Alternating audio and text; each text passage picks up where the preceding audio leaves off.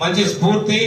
ఆయన ఏదైతే ఉన్నారో పత్రికా రంగం కావచ్చు, ఇతర రంగాల్లో కూడా, అన్ని రంగాల్లో కూడా ఆయన ఆదర్శ ప్రియుడు. ఎందుకంటే క్రమశిక్షణలో ఆయనకు ఆయనే చాటి. నాకు ఈనాడులో ఉన్న ముఖ్యమైన వ్యక్తి ఎప్పుడు కూడా డిఎన్ ప్రసాద్ గారు ఉన్నారు. నాకు మంచి స్నేహితుడు. ఆయన ఎప్పుడు చెప్పేవాడు రామోజీరావు గారి గురించి, నువ్వు రా తమ్ముడు, నేను పరిచయం చేస్తా, బాగా రిసీవ్ చేసుకుంటాడు మీ లాంటి వాళ్ళని. ఖచ్చితంగా మంచివాడు, అన్ని విధాలకు కూడా గొప్పవాడు అని చెప్పేవాడు. కానీ మనం ఎప్పుడు కూడా అక్కడికి వెళ్ళలేకపోయాం. కానీ రామోజీరావు గారి గురించి మనం చాలా తెలుసుకోవాల్సిన అంశాలు చాలా ఉన్నాయి.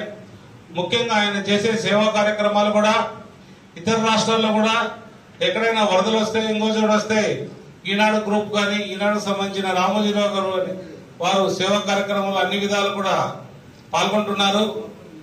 అలాగే రాజకీయ రంగంలో ఏదైనా చైతన్యం తేవాలంటే ఈనాడు పేపర్ ద్వారా, ఈటీవీ ద్వారానే వచ్చేది. ముఖ్యంగా ఈనాడు పేపర్ ఒకసారి మీరు గమనించండి, ఎన్టీ రామారావు గారిని ముఖ్యమంత్రి చేసింది ఈనాడు పేపరే.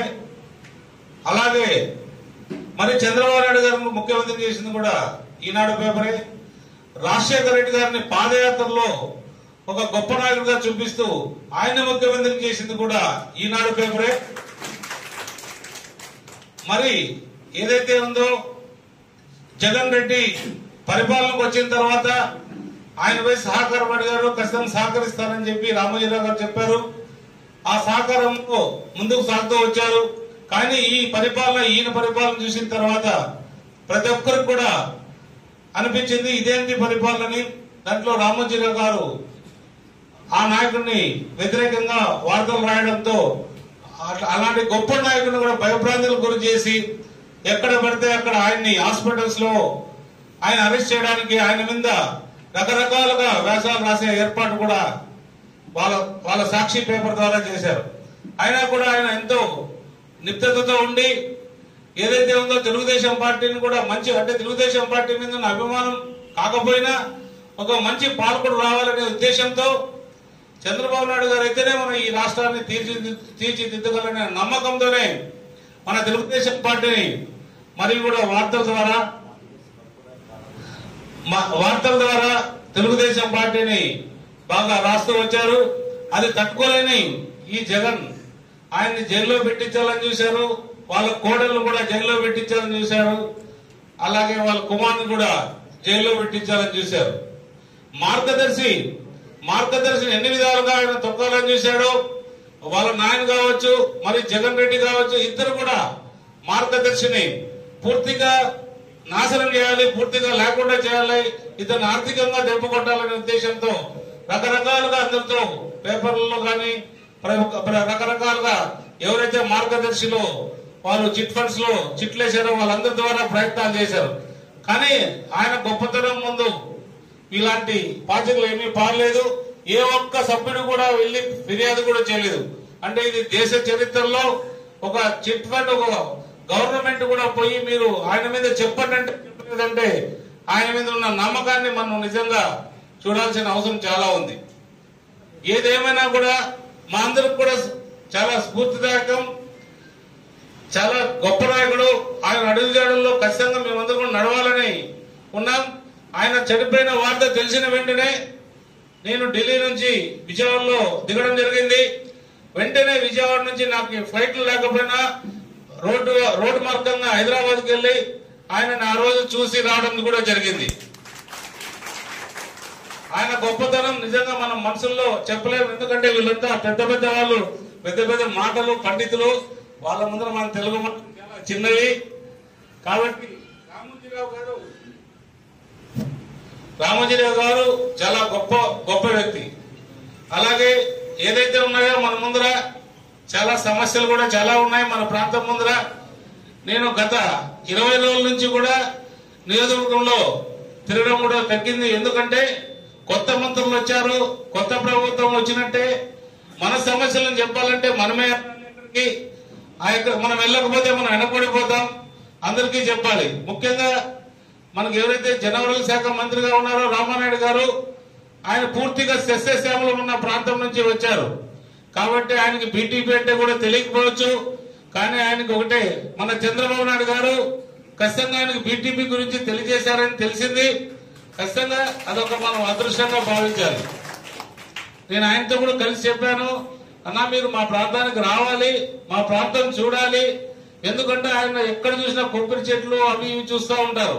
కానీ మన ప్రాంతానికి వస్తే కొంత చింత చెట్లు, యాప చెట్లు మాత్రం కనిపిస్తాయి తప్ప ఇతరత్ర ఏవి చెట్లు కూడా కనిపించవు. అంటే మనకి వర్షాభావం చాలా తక్కువ ఉండడంతో ఈ ప్రాంతం ఇలా తయారైంది. అలాగే కొంత నాయకుల నిర్లక్ష్యం కూడా ఈ ప్రాంతం వైపు ఉంది.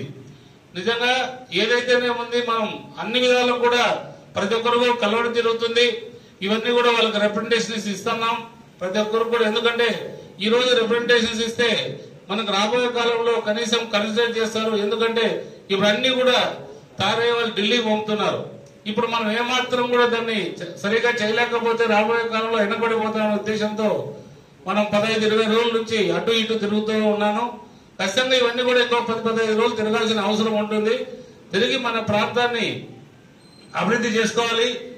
నాకు గెలిచిన తర్వాత ఒక భయం కూడా స్టార్ట్ అయింది.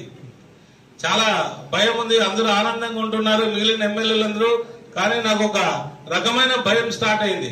మా వాళ్ళందరూ అడుగుతున్నారు, ఎందుకు ఈ మధ్య నువ్వు యాక్టివ్ గా కనిపించట్లేదు, డల్ గా ఉంటున్నావని ఒక 15 రోజుల నుంచి అందరూ అడుగుతున్నారు. నాకు నిజంగా వాస్తవంగా చెప్తున్నా, ఒక భయం అంటే ఎలా అభివృద్ధి చేయాలి, ఎట్లా ముందుకు, ఏ స్టెప్ ముందు వేయాలి, ఎట్లా ముందుకు వెళ్ళాలనే దాని మీదనే నేను ప్రతిరోజు ఆలోచన చేసుకుంటూ నాకు సరైన సహకరిస్తున్న వాళ్ళకి ఈ విషయాన్ని ఇట్లా తయారు చేయండి, ఇట్లా తయారు చేయండి అని చెప్తున్నా. చాలా మంది మిగిలిన ఎమ్మెల్యేలు కావచ్చు, మిగిలిన ప్రాంతాలు కావచ్చు, అధికారుల మీద ట్రాన్స్ఫర్లు కావచ్చు, లేదా ఇంకో రకంగా చూస్తున్నారు. కానీ నా ముఖ్యం కాదు. ముఖ్యంగా మనం ఏదైతే మన ముందుందో, మన ఛాలెంజ్ ఏదైతే తీసుకుంటున్నామో, మన ప్రాంతాన్ని వాళ్ళ ప్రజలు ఏదైతే కోరుకుంటున్నారో, 114 చెరువులు నీళ్లు కావచ్చు, అలాగే రోడ్లు కావచ్చు, అలాగే మెడికల్ అండ్ హెల్త్ కావచ్చు. ఇప్పుడే మన సోదరుడు కూడా చెప్పాడు, చాలా వరకు కూడా ఏది కూడా మన చేతకాన్ని మనం చెప్పదలుచుకోలేదని. కానీ ఖచ్చితంగా నాకైతే ఒక నమ్మకం ఉంది, ఇక్కడ ఒక పెద్ద ఆసుపత్రి అంటే ఈఎస్ఐ ఆసుపత్రి లాంటివి తీసుకురావాలనే కోరిక కూడా ఉంది. నిజంగా కళ్యాణదుర్గ ప్రాంత వాసులు రుణం తెచ్చుకోవాలంటే నిజంగా అందరి సహకారం తీసుకోవాలి. ముఖ్యంగా చంద్రబాబు నాయుడు గారి సహకారం, అలాగే పవన్ కళ్యాణ్ గారి సహకారం, అలాగే నరేంద్ర మోడీ గారు కూడా సహకరించాలి. వీలైతే వాళ్ళందరూ కూడా ఒకసారి మన ప్రాంతాన్ని సందర్శిస్తే వాళ్ళకి ఒకటే ఒక అవకాశం ఉంది. మన కళ్యాణదుర్గంకి మనం ఒకటే చెప్పొచ్చు, ఇక్కడ చిత్రదుర్గం దగ్గర, టుమ్కూరు దగ్గర, బళ్ళారి దగ్గర, ఇలా ఈ 3 జిల్లాలకి అనుసంధానంగా మా ప్రాంతం ఉంటుంది. కాబట్టి ఇక్కడ భూమి కూడా మనకి చాలా వరకు ఉంటుంది. కరువు ప్రాంతం బాగా అభివృద్ధి అవుతుందనే ఒక రిపోర్ట్ తయారు చేయమన్నారు. ఆ రిపోర్ట్ మీద కూడా ఇప్పుడు స్టార్ట్ చేయలేదు. అది స్టార్ట్ చేసి నిజంగా అది కూడా రాగలిగితే మనమందరం కూడా అదృష్టవంతులం. ఈ ప్రాంతం నిజంగా కరువు నుండి బయటపడినట్టే అనిపిస్తుంది. ప్రయత్నిద్దాం. ఏదేమైనా కూడా ఒకటైతే, నా ప్రయత్నాన్ని మీరు ఏదైతే నమ్మకం నా పైన పెట్టుకున్నారో ఆ నమ్మకాన్ని ఒమ్ము కాకోకుండా, అలాగే మా పార్టీకి సంబంధించిన పార్టీ నాయకుల్ని, కార్యకర్తల్ని, ప్రజల్ని కూడా అందరినీ మమేకం చేసుకుంటూ అందరినీ ప్రేమాభిమానాలతో ముందుకు వెళ్తాను. ఏ రకమైన కూడా అవినీతి కావలేకోకుండా పరిపాలన చేసే బాధ్యత నేను తీసుకుంటానని ఈ సభాముగా తెలియజేస్తూ ఇంతటితో రామోజీరావు గారి సంస్కరణ సభని నేను ఈరోజు ఇక్కడ రావడం అదృష్టంగా భావిస్తూ విరింపజేస్తున్నాను.